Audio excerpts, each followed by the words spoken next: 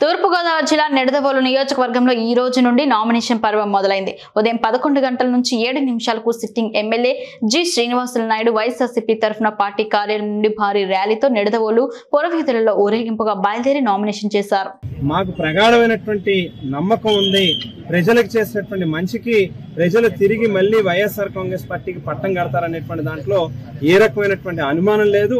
ముఖ్యంగా ఈ నిడదవోలు శాసనసభ నియోజకవర్గంలో గత ప్రభుత్వంలో స్థానికంగా ఇక్కడ శాసనసభ్యులుగా పనిచేసినటువంటి వ్యక్తి అన్ని రకాలుగాను కూడా దోపిడీలు చేసి పెద్ద ఎత్తున సొమ్ములు దాచుకున్నటువంటి పరిస్థితి, రాజకీయాల్ని వ్యాపార పరంగా లేకపోతే వారి స్వార్థ ప్రయోజనాల కోసం ఉపయోగించుకున్నటువంటి పరిస్థితి.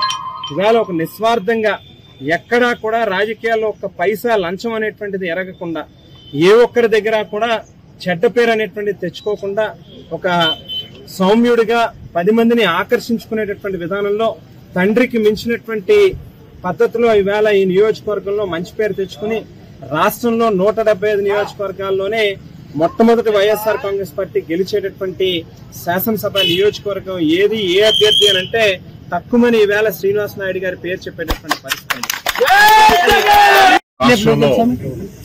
ఎలక్షన్ ప్రక్రియ స్టార్ట్ అవడం జరిగింది.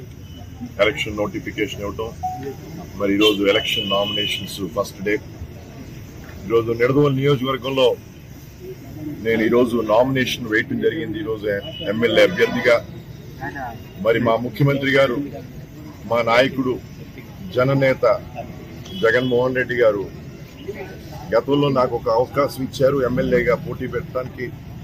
మరి ఎమ్మెల్యేగా గెలిచి ఈ నియోజకవర్గంలో అనేక కార్యక్రమాలు చేయటం జరిగింది. అనేక పథకాలు కూడా అందరికీ అందజేయటం జరిగింది. ఈ నిడదవోలు నియోజకవర్గం కూడా చక్కగా అభివృద్ధి చేయటం జరిగింది. మరి ఈరోజు మా జగనన్న నాకు మళ్లీ కూడా అవకాశం ఇవ్వటం జరిగింది. రెండోసారి కూడా పోటీ పెట్టే అవకాశం. మరి నిడదవోలు ప్రజలకి మరొక్కసారి నేను సేవ చేసుకునే అవకాశం నాకు కలిగించినందుకు ముందుగా జగన్ గారికి నా కృతజ్ఞతలు తెలుపుకుంటా ఉన్నాను. మరి అదేవిధంగా మా నాన్నగారు జిఎస్ రావు గారు గతంలో ఈ నిడదవోలు కూడా కొవ్వూరు నియోజకవర్గంలో ఉండేది. ఆ రోజుల్లో 3 సార్లు పోటీ పెట్టడం జరిగింది.